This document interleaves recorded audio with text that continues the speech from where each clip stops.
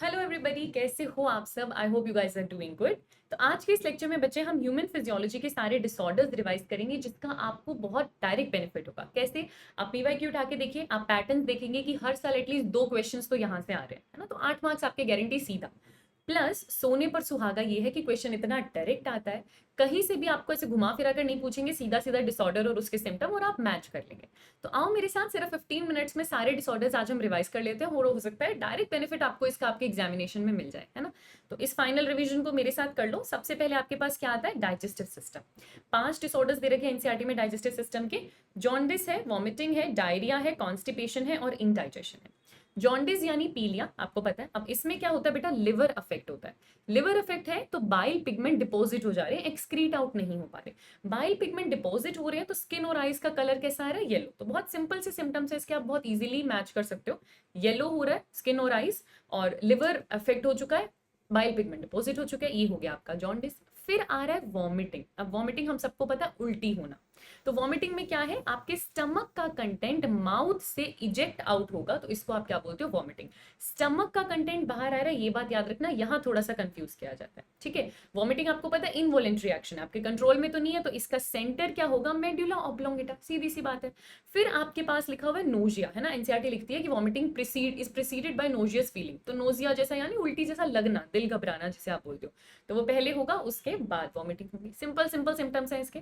फिर हमारे पास क्या आ रहा है? डायरिया। अब डायरिया में क्या है जी? आपका फूड का एब्सॉर्प्शन रिड्यूस हो चुका है, आपके फीकल डिस्चार्ज में लिक्विडिटी ज्यादा है, यानी लिक्विड भी लॉस हो रहा है बॉडी से।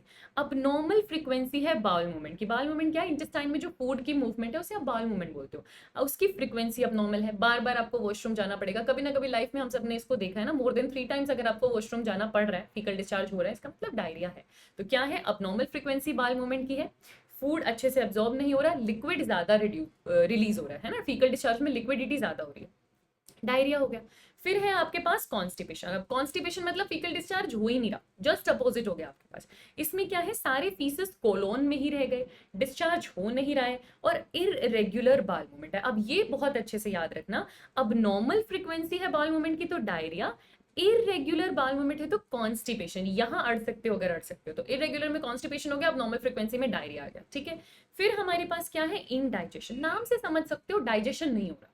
अब डाइजेशन नहीं हो रहा, फूड आपका प्रॉपरली डाइजेस्ट नहीं हो रहा, तो इनडाइजेशन है।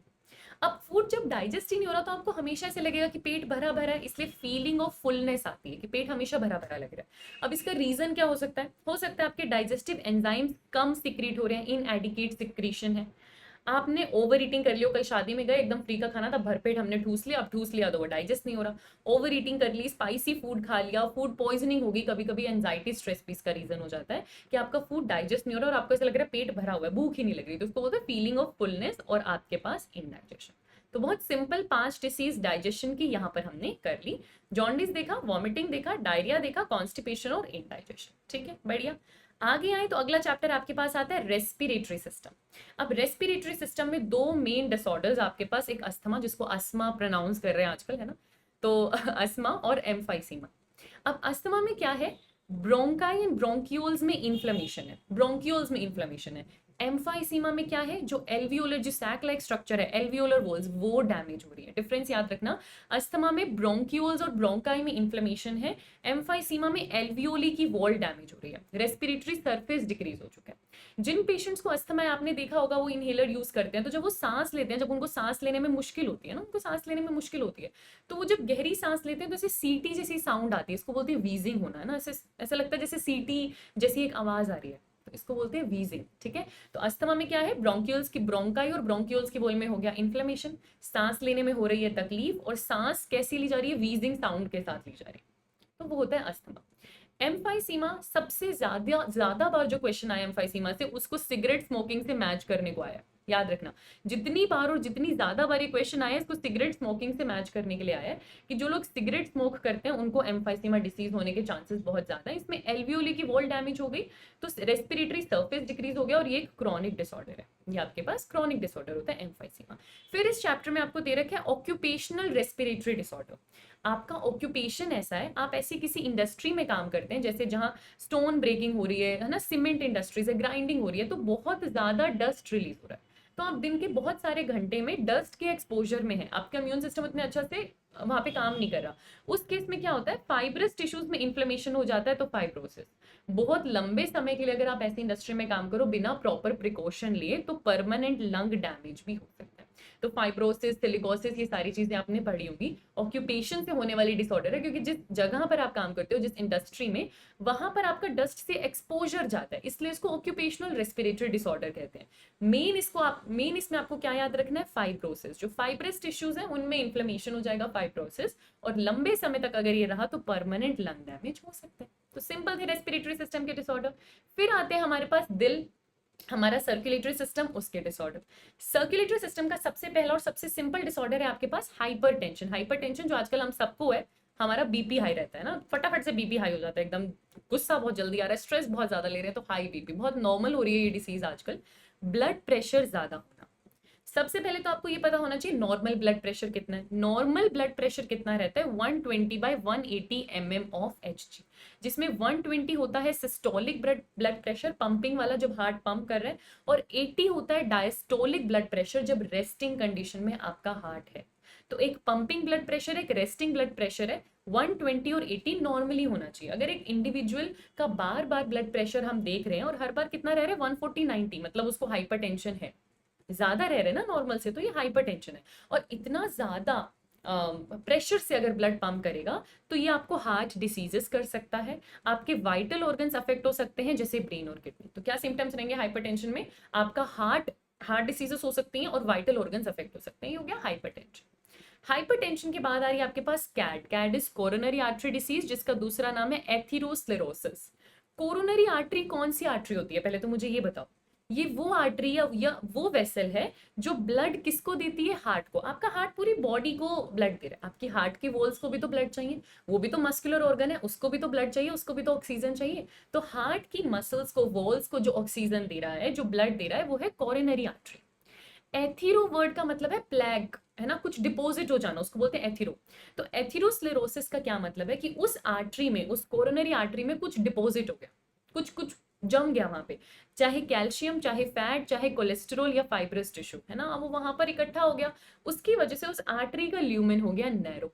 तो इनफ अमाउंट ऑफ ब्लड जो है हार्ट मसल्स तक पहुंच नहीं रहा, हार्ट की मसल्स धीरे धीरे डैमेज हो रही है, इसे आप क्या बोलते हो, कोरोनरी आर्टरी डिसीज या एथेरोस्क्लेरोसिस। ठीक है, तो कैड भी बोलते हैं, एथेरोस्क्लेरोसिस भी बोलते हैं, एक ही बात है। और यही कोरोनरी आर्टरी डिसीज बाद में जाकर मायोकार्डियल इंफेक्शन करेगी, है ना, हार्ट अटैक कर सकती है। वन ऑफ द रीजन है, वन ऑफ द रीजन है वहाँ पे। ठीक है, तो आप यहाँ पे याद रखोगे, कोरोनरी आर्टरी डिसीज में क्या है, कुछ डिपॉजिट हो गया, कुछ जमा हो गया वहां पे, और ल्यूमेन हो गया नैरो। ये है आपका कैड। फिर आ रहा है आपके पास एंजिना पेक्टोरिस। एंजाइना पेक्टोरिस, इसके अंदर क्या होता है, एक्यूट चेस्ट पेन। जब भी आएगा क्वेश्चन मैच करने को, मोस्ट प्रोबेबल चांस है कि एक्यूट चेस्ट पेन से मैच करने को आएगा, कि इनमें से कौन सी डिसीज है जिसमें एक्यूट चेस्ट पेन होता है। तो वो क्या है आपके पास, एंजिना पेक्टोरिस। अब ये बेटा टेम्परेरी रहता है। इसके अंदर क्या है, इनफ ऑक्सीजन आपकी हार्ट की मसल्स तक नहीं पहुंच पा रही। ज्यादातर ये मिडिल एज और एल्डरली में होता है, मिडिल एज और एल्डरली में होता है। ऐसा कब होगा कि इनफ अमाउंट ऑफ ऑक्सीजन आपकी हार्ट की मसल्स को चाहिए ना, वहां तक पहुंच नहीं पा रहे। जैसे आपने अचानक सीढ़ियां चढ़ ली बहुत सारी, है ना, तो जितना ऑक्सीजन, अब अचानक से ऑक्सीजन की रिक्वायरमेंट हुई, उतना पहुंच नहीं पाया। तो जब आप ऊपर चढ़ोगे, वो सीढ़ियां चढ़ के जब आप ऊपर पहुंचोगे, तो एक बार के लिए बहुत दर्द होगा चेस्ट में, फिर आप थोड़ा सा लेट जाओ, आराम कर लो, नॉर्मल हो जाता है ना। तो एक्यूट चेस्ट पेन हो रहा है क्योंकि इनफ ऑक्सीजन नहीं पहुंच पा रहा हार्ट की मसल्स तक। तो ये है आपके पास एंजाइना पेक्टोरिस। ठीक है, अच्छा, सर्कुलेटरी सिस्टम में और भी 3 नाम आपके पास है, heart failure, cardiac arrest, heart attack. मैंने इनको एक साथ लिखा है क्योंकि यहाँ पर हो जाती है कंफ्यूजन। हार्ट फेलियर, बेटा आप किसी को भी फेलियर कब बोलते हो ना, अगर मैं आपको यहाँ पर पढ़ाने आई हूँ और मैं अच्छे से अपनी बात आप तक ना पहुंचा पाऊँ या आपको अच्छे से एक्सप्लेन ना कर पाऊँ, तो वो मेरा फेलियर होगा, है ना, वो मेरा टीचिंग में फेलियर होगा। तो किसी का भी फेलियर वर्ड से क्या एसोसिएशन होता है कि अपना काम वो अच्छे से नहीं कर पाया। तो हार्ट कब फेल होगा, जब वो अच्छे से ब्लड पंप ना कर पाए, सीधी सी बात है। तो हार्ट फेलियर आप तब बोलते हो जब आपका हार्ट अच्छे से ब्लड पंप ना कर पाए, है ना। तो अब इस केस में क्या है, एक और टर्म आती है कंजेस्टिव हार्ट फेलियर। अगर लंग्स की प्रॉपर फंक्शनिंग ना होने की वजह से हार्ट फेलियर हो, तो उसे कंजेस्टिव हार्ट फेलियर भी बोलते हैं। इसमें लंग का प्रॉपर्ली काम ना करना वन ऑफ द सिम्टम्स रहता है। पर हार्ट फेलियर जब भी मैच करने को आएगा, इसी से आएगा कि हार्ट अच्छे से ब्लड नहीं पंप कर पा रहा, तो हार्ट का फेलियर है। ठीक है। एक टर्म होती है कार्डियक अरेस्ट। अब जैसे पुलिस ने चोर को अरेस्ट कर लिया, अरेस्ट करना मतलब रोक लिया, पकड़ लिया, तो कार्डियक क्या है? हार्ट। दिल धड़कना रुक गया, तक तक तक तक तक तक चल रहा था, लपटप लपटप लपटप चल रही थी, रुक गया। आपके हार्ट ने बीट करना ही स्टॉप कर दिया, अरेस्ट वर्ड से देखो ना, स्टॉप कर दिया, तो हो गया कार्डियक अरेस्ट, बात खत्म था इंसान, ओके टाटा बाय बाय। फिर आता है आपके पास हार्ट अटैक। अब इसमें हार्ट पर अटैक हुआ है, हार्ट की मसल्स पर अटैक हुआ है, हार्ट को अच्छा खासा ब्लड सप्लाई नहीं मिला, जिसकी वजह से हार्ट की मसल्स डैमेज हो गई। याद रख पाओगे? फिर से देख लो, हार्ट फेलियर, हार्ट फेल हो गया, अपना काम करने में फेलियर हो गया, वो अच्छे से ब्लड पंप नहीं कर पाया। कार्डियक अरेस्ट, दिल रुक गया, धड़कना ही रुक गया, स्टॉप बीटिंग, बात खत्म, टाटा। हार्ट अटैक, हार्ट की मसल्स पर अटैक हुआ है, उसकी मसल्स डैमेज हो गई। अब ये डिफरेंस आप कर पाओगे? उसके सिवा आपने देखा था कैड, कैड में हुआ प्लैक डिपॉजिट जिसकी वजह से ल्यूमेन हो गया नैरो, एंजाइना पेक्टोरिस में चेस्ट पेन हुआ, और हाइपरटेंशन में high blood pressure, circulatory system के भी डिसऑर्डर्स आपने कर लिए। फिर हमारे पास आता है हमारा एक्सक्रीटरी सिस्टम। बहुत सिंपल सिंपल डिसऑर्डर्स हैं इसके। सबसे पहले आ रहा है आपके पास यूरीमिया। यूरीमिया मतलब यूरिया ब्लड में जाता है। यूरिया देखो एक्सक्रीट आउट होना चाहिए था, मदद किसने करनी थी यूरिया को बॉडी से बाहर निकालने में? किडनी में। लेकिन आपकी बेचारी किडनी हो रही है मैल फंक्शन, अच्छे से काम कर नहीं पा रही, तो क्या होगा? आपका यूरिया ब्लड में अक्यूमुलेट हो जाएगा, इसको बोलते हैं यूरीमिया। ये चलता रहेगा चलता रहेगा चलता रहेगा, तो कुछ टाइम बाद किडनी फेलियर भी हो जाएगा। किडनी फेलियर मतलब किडनी काम नहीं कर पा रही, हार्ट फेलियर मतलब हार्ट काम नहीं कर पा रहा, तो किडनी फेलियर मतलब किडनी ने मना कर दिया कि भाई मेरे से तुम्हारा खून नहीं छन पा रहा, मैं तुम्हारा यूरिया और नाइट्रोजन वेस्ट अलग नहीं कर पा रही, मुझे माफ करो, मैं काम नहीं कर पा रही। अब किडनी ने तो हाथ खड़े कर लिए कि भाई मैं फेल हो चुकी हूँ, मैं काम नहीं कर पा रही, तो आप क्या करोगे? आपको एक्सक्रीशन तो करना है, बॉडी में से नाइट्रोजनस वेस्ट बाहर निकालना है, वरना टॉक्सिसिटी हो जाएगी। उस केस में हम मदद लेते हैं आर्टिफिशियल किडनी की। लोग डायलिसिस करवाते हैं, आपने सुना होगा 2 साल से डायलिसिस पे हैं, 3 साल से डायलिसिस पे हैं। तो डायलिसिस, हीमोडायलिसिस की एक मशीन होती है बेटा, जिसमें ट्यूब्स में ना डायलाइजिंग फ्लूइड होता है। अब आपके ब्लड से उस फ्लूइड को बिल्कुल आइसोटोनिक रखा जाता है, बॉडी से ब्लड निकालते हैं, ठीक है, मतलब ब्लड बाहर आएगा। अब वहां पर क्या है, ताकि वो कोएगुलेट ना कर ले, आप हेपेरिन डाल देते हो वहां पर, फिर उस फ्लूइड में, उस डायलाइजिंग फ्लूइड में एकदम आइसोटोनिक है आपके ब्लड के, एक डिफरेंस है उसमें नाइट्रोजिनस वेस्ट नहीं है। आपकी बॉडी में नाइट्रोजिनस वेस्ट है तो वो वहां पर एक्सक्रीट आउट होगा, ब्लड वापस बॉडी में हो जाएगा, बात खत्म। लेकिन ये जो है ये टेम्परेरी इलाज है, जब तक डायलिसिस करवाते रहोगे तब तक ठीक है, वरना दिक्कत है। इसका परमानेंट इलाज क्या है? परमानेंट इलाज क्या है? आपको किडनी ट्रांसप्लांट ही करवानी पड़ेगी। परमानेंट इलाज अगर चाहिए तो रीनल ट्रांसप्लांटेशन, किडनी ट्रांसप्लांटेशन करवाना पड़ेगा, जो इतना आसान नहीं होता। क्लोज रिलेटिव में डोनर ढूंढना पड़ता है, उसको भी कभी कभी आपकी बॉडी रिजेक्ट कर देती है, तो वो है आपके पास, ठीक है। फिर आ रहा है रीनल कैल्कुलाई। रीनल का मतलब है किडनी, कैल्कुलाई का मतलब है सोल्ट्स का डिपोजिशन हो जाना, तो इसको आप बोलते हैं किडनी स्टोन। जो हम बात करते हैं ना, पत्थरी हो गई, वो वही है। किडनी में पत्थरी हो गई क्योंकि आपके क्रिस्टलाइज सोल्ट्स, ऑक्सिलेट्स वहां पर डिपोजिट हो गए, उसको आप बोलते हो रीनल कैल्कुलाई। फिर आ रहा है आपके पास ग्लोमेरुलोनेफ्राइटिस, नाम से ही समझ सकते हो, ग्लोमेरुलस, टफ्ट ऑफ कैपिलरीज को आप वहां पर बोलते हो। उन ग्लोमेरुलस में अगर इन्फ्लेमेशन हो जाए तो इसे बोलते हैं ग्लोमेरुलोनेफ्राइटिस। ये तो बहुत सिंपल था, मैच करने को आएगा हम बहुत सिंपल कर लेंगे। जो ग्लोमेरुलस है बॉमन्स कैप्सूल में, उसमें इन्फ्लेमेशन हो जाए तो ग्लोमेरुलोनेफ्राइटिस। रीनल कैल्कुली मतलब किडनी स्टोन, किडनी फेलियर मतलब किडनी काम नहीं कर रही। और यूरीमिया कब होगा? जब किडनी फेलियर है या किडनी काम नहीं कर रही, तो यूरिया ब्लड में आ जाएगा, इसे बोलते हैं यूरीमिया। हो गया रिवीजन एक्सक्रीटरी सिस्टम का। आगे चले, फिर आ रहा है आपके पास मस्कुलर एंड स्केलेटल सिस्टम। अब मस्कुलर एंड स्केलेटल सिस्टम के डिसऑर्डर्स बहुत इंपॉर्टेंट है। सबसे पहले दो तो बहुत ही ज्यादा इंपॉर्टेंट है। एक आपके पास है मिस्थेनिया ग्रेविस, एक आपके पास है मस्कुलर डिस्ट्रॉफी। क्यों इंपॉर्टेंट है, क्या क्वेश्चन आता है यहाँ से? मिस्थेनिया ग्रेविस आपके पास ऑटो इम्यून डिसऑर्डर है, और मस्कुलर डिस्ट्रॉफी जेनेटिक है, ऑटोसोमल डोमिनेंट है। यहाँ क्वेश्चन आता है, इस पे क्वेश्चन आता है कि कौन सा ऑटो इम्यून है, कौन सा जेनेटिक है। ऑटो इम्यून कौन सा है? मिस्थेनिया ग्रेविस। ऑटो इम्यून मतलब खुद के सेल्स, बॉडी के सेल्स खुद के सेल्स को ही मार रहे हैं, है ना, तो बॉडी अपने अगेंस्ट ही एंटीबॉडीज बना रही है, उसको बोलते हैं ऑटो इम्यून डिसऑर्डर। मिस्थेनिया ग्रेविस ये वही डिसीज है जो अमिताभ बच्चन को भी है। इसमें क्या है, न्यूरोमस्कुलर जंक्शन डैमेज हो जाता है, जहां से न्यूरॉन मसल पे जंक्शन बना रही है वो डैमेज हो गया, सही से इंफॉर्मेशन जाएगी नहीं मसल तक, मसल्स वीक हो जाती है, मसल्स में पैरालिसिस हो जाता है। इसको आप क्या बोलते हो? मिस्थेनिया ग्रेविस। इसको हम क्या बोलते हैं? मिस्थेनिया ग्रेविस। मस्कुलर डिस्ट्रॉफी में क्या है? जेनेटिक डिसऑर्डर है, आपकी स्केलेटल मसल्स धीरे धीरे डिजेनरेट हो रही है, खत्म हो रही है, सड़ रही है एकदम, उसको बोलते हैं मस्कुलर डिस्ट्रॉफी। बहुत घातक बीमारी है ये, घातक, फेटल। अच्छा ठीक है, तो फिर आपके पास क्या है? एक मिस्थेनिया ग्रेविस है, एक मस्कुलर डिस्ट्रॉफी है। ये ऑटो इम्यून है, प्लीज इसको याद रखना, और ये जेनेटिक है, इसको याद रखना। एक में पैरालिसिस हो रहा है, वीकनिंग हो रही है मसल्स की, दूसरे में तो मसल्स डिजेनरेट ही कर रही है, वो आपके पास होती है मस्कुलर डिस्ट्रॉफी, वो आपके पास होती है मस्कुलर डिस्ट्रॉफी। बढ़िया। फिर हमारे पास क्या आ रहा है, टेटनी। टेटनी टेटनस सुना होगा आपने। इसमें क्या है, मसल्स स्पैज में रहती हैं, कॉन्ट्रैक्टेड रहती है क्योंकि कैल्शियम कम है। इसको याद रखना, क्वेश्चन क्या पूछते हैं, टेटनी में कैल्शियम अमाउंट ज्यादा है बॉडी में या कम? कम है, कैल्शियम अमाउंट कम है, मसल्स रैपिड स्पैज में आ रही हैं, कॉन्ट्रैक्शन में आ रही है, इसको आप बोलते हो टेटनी। फिर आ रहा है आपके पास अर्थराइटिस और गाउट। इनको आप एक साथ याद रख सकते हो। अर्थराइटिस इज गठिया, गाउट है, दोनों में ही आपके जॉइंट्स में है ना इन्फ्लेमेशन है। बस गाउट में डिफरेंस क्या है कि वो इन्फ्लेमेशन क्यों है, क्योंकि वहां पे यूरिक एसिड क्रिस्टल्स का अक्यूमुलेशन। बस इतना डिफरेंस आपको याद रखना है। दोनों में जॉइंट्स में इन्फ्लेमेशन होता है। गाउट में यूरिक एसिड, यूरेनिया अलग है, यहाँ यूरिक एसिड है, यूरिक एसिड के क्रिस्टल का अक्यूमुलेशन हो जाता है, तो इसको आप बोलते हो गाउट। लास्ट डिसीज इस चैप्टर में आती है आपके पास ओस्टियोपोरोसिस। पोर होना मतलब होल हो जाना, ओस्टियो मतलब बोन। तो आपकी बोन का मास डिक्रीज हो गया, फ्रैक्चर के चांसेस बढ़ गए, क्योंकि ईस्ट्रोजन की कमी हो चुकी है। ज्यादातर ये मिडिल एज में होता है, फीमेल्स में ज्यादा देखने को मिलता है। ईस्ट्रोजन की कमी से एज रिलेटेड डिसऑर्डर है कि बोन का मास कम हो गया, बोन का मास डेंसिटी कम होगी तो फ्रैक्चर होने के चांसेस ज्यादा है। इसमें अगर मैच करने को आएगा ना, तो ईस्ट्रोजन की कमी से आता है, फीमेल्स में हो रहा है, एज रिलेटेड है, इस पे आता है, और डिक्रीज बोन मास पे आता है। ठीक है, तो ये डिसऑर्डर हो गए आपके मस्कुलर स्केलेटल सिस्टम के। ऑटो इम्यून जेनेटिक याद रखना, लो कैल्शियम टेटनी में होता है याद रखना, यूरिक एसिड डिपॉजिट गाउट में होता है याद रखना, और ओस्टियोपोरोसिस में फ्रैक्चर के चांसेस हो जाते हैं ज्यादा। न्यूरल कंट्रोल एंड कोऑर्डिनेशन में मायोपिया है, वो सब है, बट आपके एनसीईआरटी में डायरेक्ट मेंशन नहीं है, तो मैं एनसीईआरटी वाली चीजें आपको करवा रही हूँ क्योंकि क्वेश्चन वहीं से आएगा। लास्ट आपके पास है केमिकल कंट्रोल एंड कोऑर्डिनेशन, जिसमें है हॉर्मोन्स, अलग अलग ग्लैंड्स के।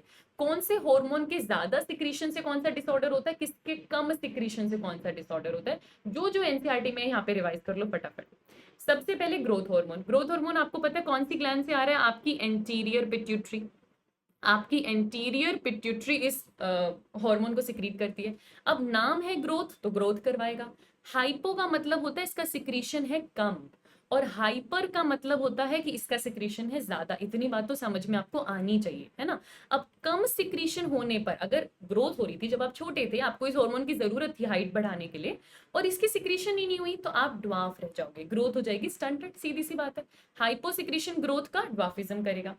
अगर उस ग्रोथ हार्मोन का जितना सिक्रीशन होना चाहिए था उससे बहुत ज्यादा हो गया, तो एकदम ह्यूज बॉडी, बड़ी सारी बॉडी, जाइंट बन जाओगे आप, तो इसको बोलते हैं जाइजेंटिज्म।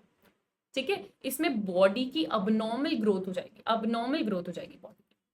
अगर बेटा यही ग्रोथ हार्मोन का ज्यादा सिक्रीशन छोटे होते नहीं हुआ, एडल्ट या मिडिल एज में आके हुआ, जब आपका मेटाफाइसिस प्लेट तो खत्म हो गई, अब लेंथ तो बढ़ नहीं सकती क्योंकि एडल्ट या मिडिल एज में आकर आपका ग्रोथ हार्मोन ज्यादा सिक्रीट हो रहा है, तब जो डिसीज होती है उसको बोलते हैं एक्रोमेगाली। तो इसके अंदर क्या होता है, फेस अजीब सा हो जाता है, फेशियल डिसफिगरमेंट हो जाती है, बॉडी डिसफिगरमेंट हो जाती है, क्योंकि अब सीधा हाइट तो बढ़ नहीं सकती, मेटाफाइसिस प्लेट बची नहीं है, लेकिन डिसफिगरमेंट हो जाता है। ठीक है, हाइपोसिक्रीशन ड्वार्फिज्म, हाइपर सिक्रीशन जाइजेंटिज्म और acromegaly.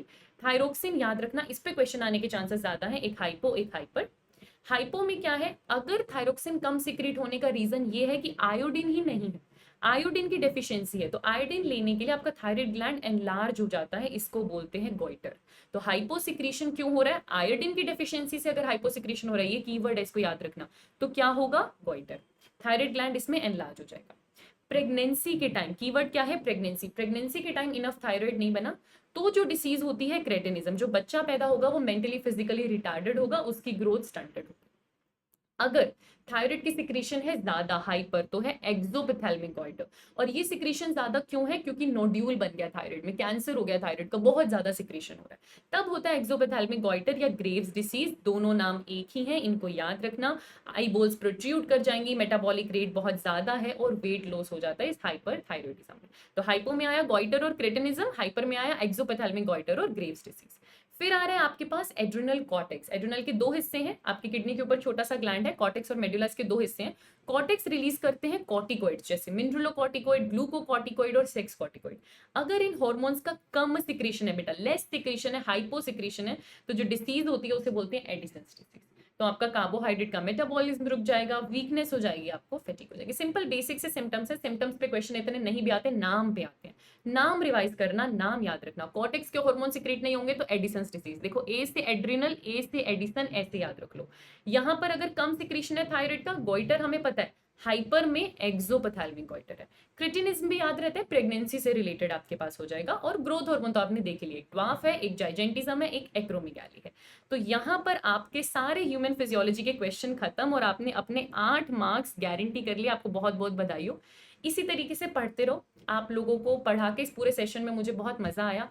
All the very best. अच्छे से परफॉर्म करना है और बिल्कुल घबराना नहीं है। टेलीग्राम चैनल ज्वाइन कर लो, ये पीडीएफ मैं अभी आपको टेलीग्राम चैनल पर शेयर कर दूंगी, t.me/anandmani001। एक बार आपने मेरे साथ रिवाइज कर लिया, एक बार पीडीएफ देख लोगे तो बहुत बढ़िया से आपका रिविजन हो जाएगा। Thank you very much, keep learning.